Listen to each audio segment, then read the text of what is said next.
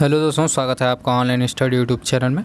दोस्तों यहाँ पे हम लोग सी टेट का, अगर आप सी टेट की तैयारी करते हैं तो इस वीडियो को ज़रूर देखिएगा, आपके लिए बहुत ही हेल्पफुल होने वाली है।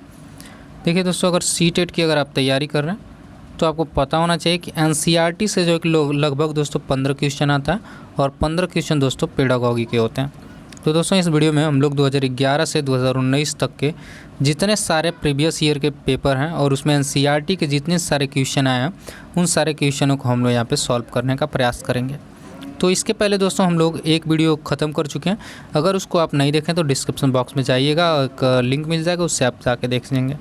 अब देखिए दोस्तों, इसमें हम लोग क्या करेंगे, क्लास 2 है ये। इसमें दोस्तों हम लोग विच इमेज के साथ और डिस्क्रिप्शन के साथ जो है कि वीडियो को पढ़ने का प्रयास करेंगे, जो कि अच्छे तरीके से समझ में आएगा और हमारे लिए बहुत ही हेल्पफुल होने वाला है। तो चलिए हम लोग स्टार्ट करते हैं। पहला क्वेश्चन यहाँ पे, पहला क्वेश्चन आपसे पूछ लिया गया है यहाँ पे, उस वैज्ञानिक का क्या नाम है जिसने सर्वप्रथम मच्छर के पेट के अंदर ताक झाँक की और यह सिद्ध किया कि मलेरिया मच्छर से फैलता है, और तथा इस अनुसंधान के लिए दिसंबर 1902 में चिकित्सा के क्षेत्र में नोबेल पुरस्कार दिया गया। तो यही आपसे क्वेश्चन पूछा जा रहा है कि वो कौन वैज्ञानिक थे जिन्होंने ये बताया कि मलेरिया मच्छर से फैलता है, और उनको 1902 में नोबेल पुरस्कार भी मिला था। तो पहला है चार्ल्स डार्विन, दूसरा ग्रेगर जान मेंडल और फिर उसका चार्ल्स ब्रिस्टल, और चौथा है आपका रोनाल्ड रॉस। तो देखिए दोस्तों, ये जो इमेज आपको दिख रहा है ना, ये इमेज रोनाल्ड रॉस का है। तो ये जो है कि मलेरिया मच्छर से फैलता है, ये किसने बताया था? रोनाल्ड रॉस ने, और इसके लिए उनको 1902 में नोबेल पुरस्कार भी दिया गया था। और उसके बाद दोस्तों 1905 में इनकी मृत्यु हो जाती है, तो 3 साल बाद इनकी मृत्यु हो जाती है। तो ये थे रोनाल्ड रॉस। अब चलते हैं अगले क्वेश्चन पे। अगर अभी तक चैनल को आप सब्सक्राइब नहीं किए तो प्लीज़ सब्सक्राइब कर दीजिए, और दोस्तों वीडियो को अगर आप देख रहे हैं तो ज़रूर लाइक कर दीजिए, और आपसे हमें कुछ नहीं चाहिए। अब चलिए दूसरा क्वेश्चन देखते हैं। अब देखिए भैया, मलेरिया की बात करें तो फिर उसके बाद आगे चलते हैं। रजत ने अपने मित्र से कहा, मैं नहीं खेल सकता क्योंकि मुझे बुखार है। मैं कपकपी बुखार, सिर दर्द और अंत में पसीना आने के चक्र से गुजरता हूँ। रक्त के जांच के बाद डॉक्टर ने मुझे कड़वी दवाई दी। रजत किस रोग से पीड़ित हो सकता है? तो देखिए दोस्तों, यहाँ पे मैंने लगा दिया मलेरिया के लक्षण, तो आप इससे ही समझ जाएंगे कि ये रोग कौन सा है, मलेरिया का रोग है। तो देखिए दोस्तों, रजत जो है कि मलेरिया रोग से पीड़ित है। और देखिए मलेरिया के लक्षण क्या है, इससे क्या होता है, कपकपी होने लगता है, बुखार आने लगता है, सिर दर्द होने लगता है और पसीना भी आने लगता है, और अधिक से अधिक डिग्री का आपको बुखार हो जाता है, यानी 103 डिग्री से ज़्यादा आपको बुखार हो जाएगा। और ये मांसपेशियों वगैरह में भी दर्द होने लगेंगी, उल्टी भी आने लगेगी, और आँखों के पिछले हिस्सों में भी दर्द होने लगेगी। तो आप समझ जाइएगा कि मलेरिया के आपको लक्षण लग गए। अब चलिए चलते हैं अगला क्वेश्चन पे। देखिए दोस्तों, ये क्वेश्चन आपको बता दें कि 2013 का अगर आप खोलेंगे प्रीवियस ईयर का पेपर, 2013 के जुलाई वाले सेट में ये आया हुआ क्वेश्चन है। तो मैं ये फालतू की चीज़ें नहीं करा रहा हूँ, ये आपके प्रीवियस ईयर के क्वेश्चन है, और इन्हीं क्वेश्चन को बार बार जो है कि सीटेट घुमा कर पूछता रहता है। तो ये आप लोग ध्यान रखिएगा, और अगर इसके सॉल्व कर लेते हैं तो ये 15 या 12 जो 10 क्वेश्चन है, इसको आपको फिर से पढ़ने की ज़रूरत नहीं है। इससे जितने सारे क्वेश्चन आएंगे आप आसानी से सॉल्व कर जाएंगे। अब चलिए, अब ये वाला क्वेश्चन आपसे पूछा जा रहा है कि रात में जागने वाले जानवर हर चीज़ को हर रंग में देख सकते हैं, केवल काली और सफ़ेद देख सकते हैं, केवल हरे रंग में देख सकते हैं, केवल लाल रंग में देख सकते हैं। तो यहाँ पे दोस्तों आपका आंसर सही हो जाएगा, केवल काली और सफ़ेद ही देखते हैं। अब देखिए, कुछ जानवर जो होते हैं जो दिन में जागते हैं उनको कुछ रंग दिख जाता है, लेकिन जो रात को जगते हैं उनको ओनली केवल काली और सफ़ेद ही दिखाई देती है। कोई भी वस्तु भले वो कोई कलर की हो, लेकिन उनको केवल काली और सफ़ेद ही दिखाई देगी। जैसे मैं उदाहरण में हम उल्लू को मान लेते हैं, तो उल्लू को हम कैसा भी कलर पहन लें, उन लोगों को हम लोग काली और सफ़ेद ही बस दिख पाएंगे, और ये कोई कलर नहीं देख पाते हैं। तो आशा करते हैं वीडियो अच्छा लगा हो। तो चलते हैं आगे।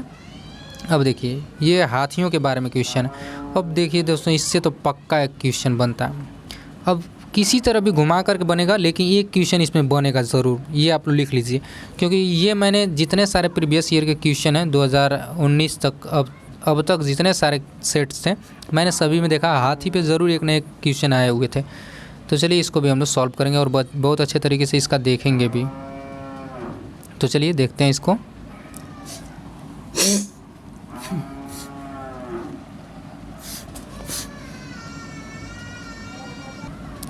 तो पहले दोस्तों इसका आंसर हम लोग जान लेते हैं। तो ये आंसर आपका ए और सी ये दोनों आपका सही हो जाएगा। अब जानते हैं हाथियों के बारे में क्या क्या चीज़ें हैं, कहाँ कहाँ से इससे क्वेश्चन बन सकता है। अब पूछ सकता है कि एक हाथी एक दिन में कितने केजी खा सकता है। तो देखिए 100 केजी पत्ते और झाड़ियाँ ये क्या खा लेते हैं, क्या करते हैं, एक दिन में 100 केजी पत्ती और झाड़ियाँ ये हाथी लोग खा जाते हैं। और देखिए इन लोगों को कीचड़ में खेलना बहुत अच्छा लगता है क्योंकि इनके शरीर को पूरी ठंडक मिलती है। और देखिए ये लोग सोते बहुत कम हैं, 2 से 4 घंटे ही सोते हैं। तो ये बात भी आप लोग ध्यान रखिएगा। ये हाथी एक दिन में 100 केजी पत्ते और झाड़ियाँ खा लेते हैं और 2 से 4 घंटे ही केवल ये लोग सोते हैं। और ये लोग झुंड में रहते हैं और झुंड में बच्चे और हथनियाँ वगैरह भी रहती है। और ये देखिए ये क्या करते हैं, 14 से 15 वर्ष तक ही ओनली झुंड में रहते हैं। तो यहाँ पे आंसर आपका सही हो जाएगा क्योंकि 14 और 15 वर्ष के ही तो बच्चे रहेंगे ना उसमें, तो ये इसलिए सही हो गया।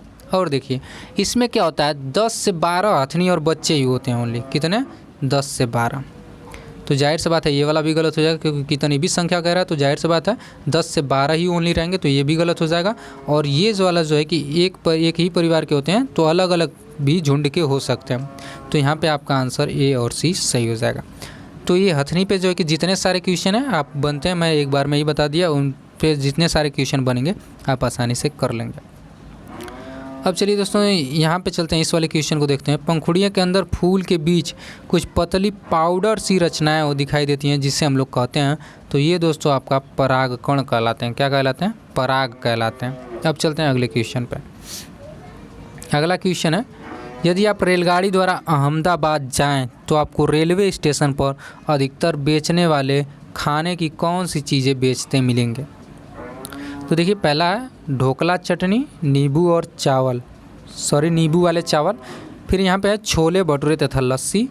तीसरा है इडली चटनी तथा बड़ा चटनी। फिर पूरी साग तथा ठंडा दूध। तो देखिए अगर आप गए होंगे तो आपको पता होगा कि वहाँ पे ढोकला चटनी और नींबू वाले चावल मिलते हैं। यहाँ पे आप देख लीजिए ये ढोकला और ये चटनी है, ये आप देख सकते हैं बस ओनली, लेकिन बनाने का तरीका मुझे नहीं पता है भाई, क्योंकि जो लोग गुजरात में रहते हैं उन लोगों को पता होगा। अगर आप गुजरात से हैं तो कमेंट में बताइए कि ढोकला और चटनी कैसे बनाए जाते हैं। नींबू वाले चावल तो मुझे पता है क्योंकि मैं एक बार हैदराबाद में खाया भी आया था, तो इसके बारे में मुझे पता।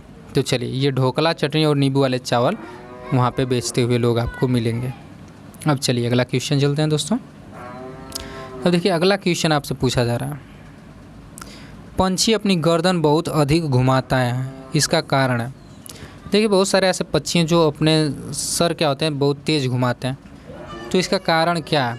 तो इसका कारण है दोस्तों, पक्षियों के आँखों की पुतली घूम नहीं सकती, इसीलिए वो क्या करते हैं अपने सर को या गर्दन को घुमाते हैं। जैसे अगर आप ही को अगर आप अपनी आँखें न घुमाएं, पुतलियों को न घुमाएं, तो आप अगल बगल की वस्तुओं को देखने के लिए अपना गर्दन हिला सकते हैं। इसीलिए पक्षियों के आँखों की पुतली नहीं घूम सकती, इसीलिए वो लोग क्या करते हैं अपने गर्दन घुमाते हैं। तो ये आपका आंसर यहाँ पे सही हो जाएगा। अब चलिए दोस्तों ये चलते हैं अगला क्वेश्चन, आपको दिख रहा होगा, बहुत ही मज़ेदार क्वेश्चन है। इससे बहुत सारे क्वेश्चन, कई तरह का क्वेश्चन इससे बन सकता है। तो मैं कहूँगा कि ऐसे जो क्वेश्चन बन रहे हैं ना, सभी क्वेश्चनों को हम लोग पढ़ेंगे और हम लोग 12 से जो 15 नंबर आता है उसको जो जाने ही नहीं देंगे कहीं। तो चलिए 8 नंबर क्वेश्चन को हम लोग सॉल्व करते हैं। निदान के पश्चात डॉक्टर रोगी से यह कहता है कि उसे खून में हीमोग्लोबिन की कमी है, तो उस रोगी को आयरन की कमी को पूरा करने के लिए क्या क्या खाना चाहिए। अब देखिए दोस्तों ये यहाँ से कई क्वेश्चन बन सकते हैं। तो हीमोग्लोबिन की कमी से कौन सा आयरन वाला रोग हो जाएगा, आपको क्या हो जाएगा, आयरन की कमी हो जाएगी, यानी हीमोग्लोबिन और आयरन से भी क्वेश्चन पूछे जा सकते हैं, ये आप लोग ध्यान दीजिएगा। अब देखिए दोस्तों उस आयरन की कमी को हम लोग दूर करेंगे तो क्या क्या खाना पड़ेगा हम लोगों को। तो यहाँ पे तो आपको साफ साफ दिख रहा है हरी सब्जियाँ या हरी पत्तेदार सब्जियाँ, इधर आंवला आपको दिख रहा है और इधर आपको गुड़ दिख रहा है। तो जिनके ये आंवला का नाम सुनकर जिनके मुंह में पानी आ रहा है तो कृपया संभल जाइए, क्योंकि यहाँ पे हम लोग आयरन की कमी को दूर कर रहे हैं। मेरे भी मुंह में पानी आ गया है, तो यहाँ पे हम लोग दोस्तों सॉल्व कर लेंगे। तो यहाँ पे हमारा हो जाएगा आंवला, हरी पत्तेदार सब्जियाँ और गुड़, क्योंकि इससे जो है कि ज़्यादा से ज़्यादा हीमोग्लोबिन मिलता है और आयरन इसमें ज़्यादा मिलता है। आयरन मिलने से हमारे क्या हीमोग्लोबिन की मात्रा बढ़ जाएगी और हम क्या हो जाएंगे, उस रोग से छुटकारा मिल जाएगा हमको। तो चलिए आगे चलते हैं अगले क्वेश्चन पे। अगला क्वेश्चन दोस्तों माउंट एवरेस्ट से पूछा गया। माउंट एवरेस्ट एक भाग है, देखिए माउंट एवरेस्ट एक भाग है, इसका जो है कि आपको आंसर देना है। तो भारत का, तिब्बत का, नेपाल का और म्यांमार का। तो आपको पता होगा कि दोस्तों माउंट एवरेस्ट जो है ये नेपाल का भाग है। किसका है? नेपाल का। और नेपाल में इसको सागर माथा के नाम से जानते हैं। किस नाम से? सागर माथा के नाम से इसको जाना जाता है। और देखिए दोस्तों, अगर एनसीईआरटी के तहत माना जाए तो इस तरह अगर हम मानते हैं तो 8,850 हम लोग लेते हैं मीटर, ठीक। लेकिन एनसीईआरटी हमारा कितना माना है दोस्तों? 8,900। तो कहीं अगर इस तरह का मिले कि 8,900 इसकी ऊंचाई दी गई है 8900 मीटर, तो आपको वही मानना पड़ेगा, क्योंकि माउंट एवरेस्ट की ऊंचाई एनसीईआरटी में 8900 मीटर मानी गई है। और ये नेपाल का एक भाग है और नेपाल में इसे सागर माथा के नाम से जाना जाता है। तो इतना काफ़ी है, आगे चलते हैं। 10 नंबर क्वेश्चन को हम लोग सॉल्व करेंगे। तो ये दोस्तों क्वेश्चन कल भी आया था। क्या हुआ था? ये कल भी आया था। कांसे के बारे में सही कथन है। तो देखिए, कांसा सोना चांदी की तरह एक तत्व है, तो तत्व तो नहीं होगा क्योंकि ये मिश्र धातु है दोस्तों, क्योंकि 2 धातुओं को पिघला कर बनाया जाता है। अब चलती हैं। कांसे को तांबा और टीन से पिघला कर बनाया जाता है। कांसा अत्यंत मजबूत होता है तथा इसके तोप तथा मूर्ति बनाई जाती है। तो जाहिर सी बात है, यहाँ पे मैंने तोप रखा है, तो जाहिर सी बात है तोप और मूर्तियाँ बनाई जाती हैं। कांसे के बर्तन एल्युमिनियम के बर्तन की अपेक्षा हल्के और मजबूत होते हैं। देखिए दोस्तों, हल्के और मजबूत की बात कही जाए तो ये नहीं होते हैं। तो यहाँ पे आपका आंसर सही हो जाएगा। कांसा तांबा और टीन से बनाया जाता है, यानी कापर और यहाँ पे एसएन से, एसएन यानी टीन। तो दोस्तों कांसा जो है कि आपका तांबा से और टीन से बनाया जाता है और ये कांसा अत्यंत मजबूत होता है और इसके तोप तथा मूर्ति बनाई जाती है। तो यहाँ पे आपका आंसर बी और सी यहाँ पे हो जाएगा। तो यहाँ पे आपका पहला आंसर इसमें सही हो जाएगा। कल भी दोस्तों इस पर क्वेश्चन आया था, तो आप अगर वीडियो नहीं देखें तो जाइए डिस्क्रिप्शन बॉक्स में नीचे लिंक है, उसको देख लीजिए। उसमें भी 12 या 15-14 क्वेश्चन इसमें शामिल किया गया। और देखिए दोस्तों, अलबरूनी के बारे में भी कल भी आया था। तो मैं आपको बता दूं कि लगातार ये क्वेश्चन पूछते हैं, इतना तो आपको पता होना चाहिए, लगातार इससे क्वेश्चन पूछता है। एनसीईआरटी बेस्ड जितने सारे क्वेश्चन होते हैं उसको लगातार पूछा जाता है। इसीलिए हम लोग ये इसके नंबर लाने बहुत ही आसान हो जाते हैं, क्योंकि बार बार क्वेश्चन को घुमा घुमा कर पूछता है और अलग से कुछ शामिल नहीं करता है, तो इसलिए हमारे लिए वो बहुत ही आसान हो जाते हैं। तो देखिए, अलबरूनी कौन था भाई, इसके बारे में आपको जानना है। वह एक कुतुबशाही सुल्तान था जिसने हमारे देश में लगभग 40 वर्ष शासन किया। वह अफगानिस्तान का एक व्यापारी था जो हमारे देश में मेवों के बाज़ार का अध्ययन करने आया था। अब देखिए दोस्तों, ये जितने सारे क्वेश्चन हम लोग एनसीईआरटी बेस्ड से देखेंगे, एनसीईआरटी से, और कहीं हम नहीं जाएंगे। जो एनसीईआरटी के बुक में लिखा है उसी को हम लोग देखेंगे। अब देखिए, वह उज़्बेकिस्तान यात्री था, यहाँ सॉरी टाइपिंग में गलत हो गया। वो उज़्बेकिस्तान का यात्री था जिसने एक किताब लिखी जो हमारे देश के इतिहास के बारे में जानने में सहायक है। वह एक यात्री था जिसने भारत के लोगों को संस्कृति का अध्ययन करने के लिए आया था। तो देखिए दोस्तों, यहाँ पे हमारा जो आंसर सही हो जाएगा ये हो जाएगा, क्योंकि अलबरूनी जो था वो उज़्बेकिस्तान से आया था। कहाँ से आया था? उज़्बेकिस्तान से आया था। और उसने एक किताब लिखी थी जिससे बारे में हमारे देश का इतिहास के बारे में पता चलता है। तो ये अलबरूनी के बारे में था, इसको आप पढ़ लीजिएगा।